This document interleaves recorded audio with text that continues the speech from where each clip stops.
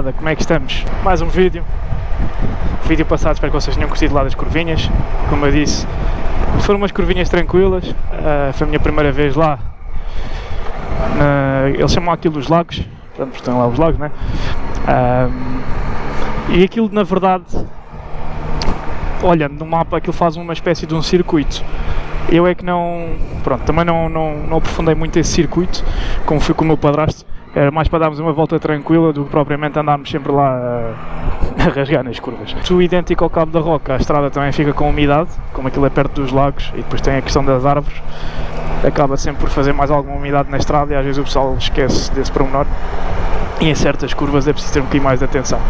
Mas de resto, achei as curvas bastante simpáticas, não eram curvas muito fechadas, sem ser aquelas últimas de cotovelo, mas todas as outras pareciam curvas assim mais largueirinhas, mais tranquilas para fazer assim numa velocidade mais interessante.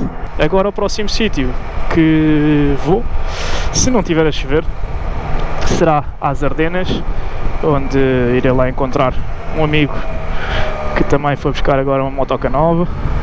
Portanto, ele também quer despachar a rodagem daquilo. E então, como fica a 1h e pouco de casa dele, as Ardenas, e a 1h e pouco de minha casa, ele está a morar noutro país, então vamos nos juntar lá nas Ardenas para então bebermos um café. Já não nos vemos há muito tempo e então vai ser esse o plano caso não chova. Tenho mais umas duas semanas, entre aspas, de férias. Eu vou dar-vos aqui um contexto geral para quem não conhece o canal, e eu também nunca fiz grandes apresentações sobre isso, porque está tudo no meu canal profissional, entre aspas, de treino, personal trainer, que é a minha área de formação. Eu e a Tânia mudámos-nos para a Bélgica há coisa de, sei lá, uns 6 meses, se calhar já 7. Antes disso estivemos na Dinamarca, não correu como ao esperado, e então fizemos, ou seja, nós já saímos de Portugal há um ano, fomos para a Dinamarca, tivemos lá uns meses, não correu como esperado. Opa, vocês viram o flash no radar? Eu vi o flash no radar. Eu vou ver se consigo apanhar isto no vídeo, mas eu vi o flash no radar. Continuando, e não dispersando, mudámos para a Dinamarca, as coisas não correram assim tão bem.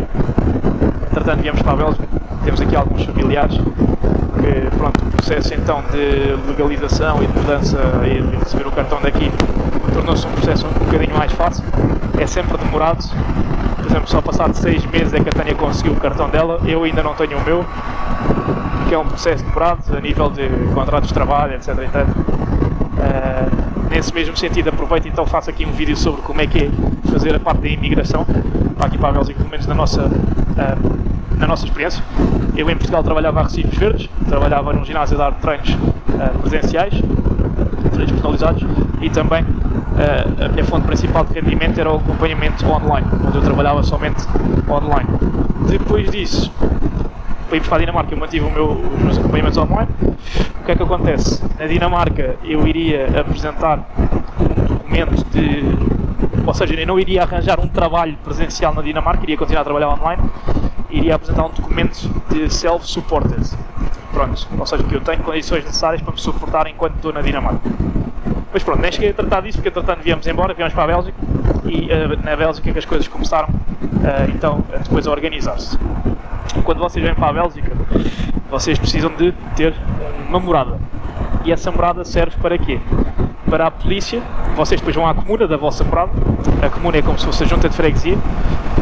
Vocês vão à junta de freguesia, à comuna, dizer que estão naquela morada, estão à procura de um trabalho, porque eles vão vos pedir contrato de trabalho, e depois, durante esse processo, o que vai acontecer é, se vocês não tiverem logo um trabalho para apresentar na comuna, precisam de um documento em como alguém que já tenha o cartão belga, seja belga, faça um documento a dizer que se responsabiliza e que vocês estão ao encargo dele ou deles durante aquele tempo enquanto procuram um trabalho. Para então apresentarem-se à comuna, depois a comuna enviar um agente ou dois da polícia a passarem lá na vossa morada, a confirmarem se são realmente vocês que estão lá a habitar. Não se admirem se, imaginem que Por exemplo, se eu e a Tânia que estávamos a morar lá, para cá estávamos dois em casa, mas digamos que estava só a Tânia em casa, ela iria dizer que estava eu e ela, mas o polícia poderia pedir para verificar os quartos e verificar se havia algum documento meu lá em casa a comprovar que era eu que estava lá a morar. Muitos de vós podem achar que isto é um bocadinho invasão de privacidade, eu concordo plenamente, porque senão vai ser sempre abandalhado aqui em Portugal, e então acho que isto é um controle que devia ser feito também em Portugal, mas isso são outros 500, não vou entrar por esta parte por aqui, mas na minha ótica é um controle bem feito e que devia ser sempre assim. Pronto, após isto, vocês estão confirmados que estão naquela morada e vão receber o anexo 19. O anexo 19 é o quê? O anexo 19 é um artigo, é um documento que vos dá um número temporário, que esse número temporário é constituído pelo vosso ano de nascimento, pela vossa data de nascimento e depois mais 3 números à frente, para então vocês começarem a proceder a poderem arrendar casa, etc, etc. O que é que acontece no meio disto tudo? Para então, mas é aqui uma coisa complicada. Pronto, vocês têm o documento 19. O que é que acontece? Quando vocês vão vir arrendar casa, muitas vezes pedem-vos um contrato de trabalho, mas vocês não têm porque ainda estão à procura. Para depois vos darem também o documento, pedem-vos uma morada, que é aquilo que eu vos estava a explicar. Caso você não tenha uma morada, também fica difícil. Portanto, o ideal será sempre vir para o país ou já com um trabalho em vista, ou então que tenham a possibilidade de ficar com alguém que se responsabilize, ou então vocês próprios alugarem um Airbnb para ficarem a morar durante um tempo, para então conseguirem proceder à legalização toda deste documento. Em uma casa vamos pedir os contratos de trabalho, perfeitamente normal também como em Portugal. E o que vos vão pedir é 3 meses de recibos e depois 2 cauções. Aqui não vos pedem mais do que 2 cauções. Ou seja, imagina que a vossa casa custa 1200 euros, pedem-vos uma renda e uma caução. Portanto, 2 rendas. Depois disso, vocês, se ficarem numa morada em que estão na mesma comuna, não precisam de fazer a mudança de comuna. Outra coisa para eu não perder aqui, caso vocês não tenham contrato de trabalho para apresentar à comuna para receber o vosso documento, muitos deles pedem-vos para vocês fazerem inscrição na FORREM. Muitas comunas, e depois depende de comuna para comuna e o processo difere de comuna para comuna, é muito chato. A FORREM é como se fosse o centro de desemprego cá. Após estarem inscritos no centro de desemprego, vocês têm que enviar currículos para então acharem um trabalho. Nessa plataforma da FORREM, eles têm lá imensos links para trabalho.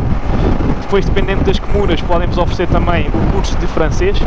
A nossa comuna de Jodói não nos ofereceu, mas acredito que em Bruxelas a comuna ofereça o curso de francês gratuito, para então vocês terem sim, começarem a introduzir dentro da língua e ser também mais fácil de arranjarem um trabalho. E se querem ficar cá a morar, de certo vão querer aprender a falar a língua. Pronto, depois de terem a inscrição na FORREM, lá está, vai depender outra vez de comunas para comunas. Na minha comuna, no caso da Tânia, foi mais simples, ela tinha o contrato de trabalho, foi só apresentar o contrato e foi tudo certinho, sem problema algum. No meu caso, eu comecei a trabalhar como sócio ativo independente. Isto é o quê? É como se fosse um trabalhador independente em Portugal a recibos verdes. Só que, na realidade, o que acontece é, eu sou um trabalhador que está sócio numa empresa, mas sou um sócio que não tem lucros. Ou seja, eu fico a trabalhar dentro de uma empresa, dentro daquela empresa, sou sócio, recebo o ordenado e depois tenho que fazer os meus descontos. Esses descontos são feitos de 3 em 3 meses.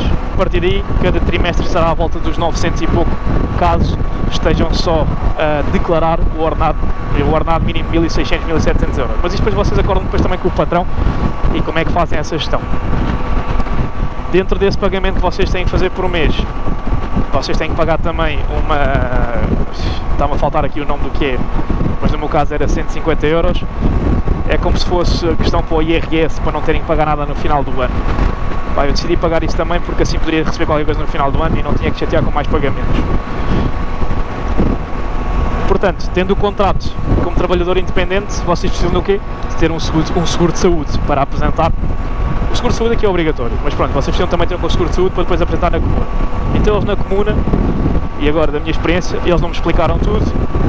Numa fase inicial disseram que era só apresentar os documentos da empresa, depois faltava um outro documento que era da empresa, que tive que pedir também ao patrão. Depois, numa fase inicial, não pediram o documento da Mutuel, que é o seguro de saúde. Pronto, foi assim um bocado caótico e por isso é que atrasou um bocadinho aqui a questão dos papéis.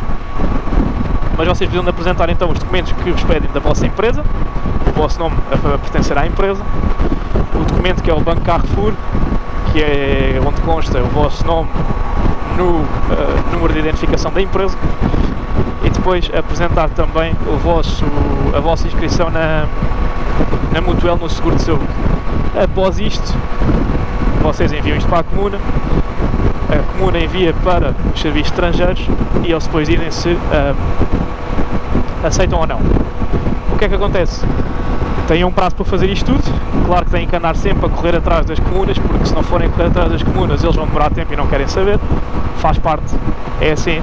Sempre ouvi dizer que se queremos alguma coisa bem feita temos que ser nós a fazer, portanto, quando estiverem neste processo vai ser chato, vão ter que andar de trás para a frente, frente para trás, e-mails, telefonemas, vai ser chato porque não sabem falar francês e vão ter que fazer telefonemas, mas é um processo para vocês evoluírem a cada dia que passa. Pronto, no meu caso ainda não consegui documentação por causa desses problemas todos que atrasou com documentos para a frente e para trás.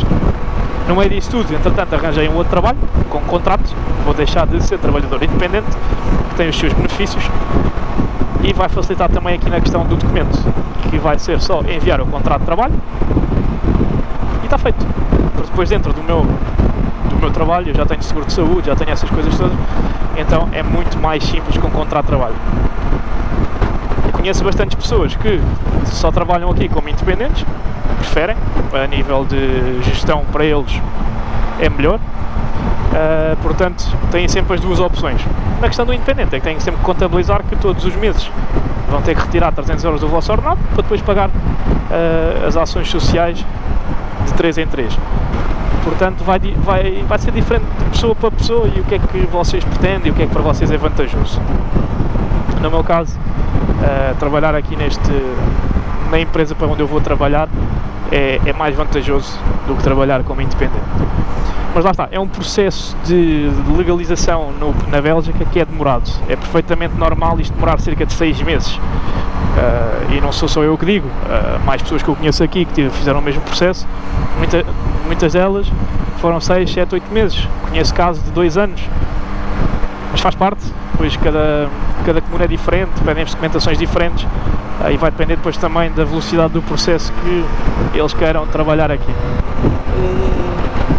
À parte, caso vocês estejam a pensar em migrar para a Bélgica e precisem de uma conta belga para qualquer coisa, vocês com o documento 19 vocês já podem aderir pacotes de internet e telefone e também estar associados à empresa da água e tudo mais, porque eles lá só vos pedem o documento 19 e está bom. Se quiserem comprar um carro, fazer o seguro para o carro, moto, etc, é a mesma coisa, o artigo 19 funciona, tá? Portanto, vocês tendo o artigo 19 já conseguem mexer-se. Uma coisa que não funciona é, por exemplo, se vocês quiserem criar conta no banco, ou seja, ING, uns bancos assim uns maiorzitos aqui na Bélgica, ING, Belfius, etc, eles pedem-vos o It's Me. O It's Me é a aplicação deles onde vocês têm acesso a tudo. Vocês fazem login com o It's Me como se fosse dar login com o Google. Portanto, o único banco que vocês conseguem usar aqui, tendo só o documento 19, é o Nickel, que é o que eu tenho. É uma sucursal do ING. Claro que tem umas taxas um bocadinho mais altas que o ING, tem menos funcionalidades que o ING, mas pronto, pode-vos já ajudar em certa maneira a ter uma conta na Bélgica se precisar. Caso a vossa senhoria diga, vocês têm que ter conta belga para fazer transferências, ou no vosso trabalho diga, não, eu só faço transferências para contas belgas. Portanto, tem sempre esta solução, fica aqui esta dica. E assim de repente é isto, lá está, é o que eu digo sempre. Quem não é imigrante não vai perceber muitas vezes as complicações que temos para tratar documentos. Quem é imigrante sabe perfeitamente que isto não vai correr nada bem à primeira, vai haver muita coisa mal, vai haver muita papelada que vai ser preenchida erradamente, vai para a frente e para trás, vai haver dinheiro que vocês vão gastar que vão pensar assim, mas eu podia não ter gasto, mas é verdade, mas olha, não sabias, faz parte. Portanto, pá, cada realidade é diferente e a verdade é que depois das coisas estarem assentes, vocês têm outra qualidade de vida, vocês têm outro poder económico. A Bélgica não é dos países mais seguros da Europa, não podemos comparar sequer com a Dinamarca, não é?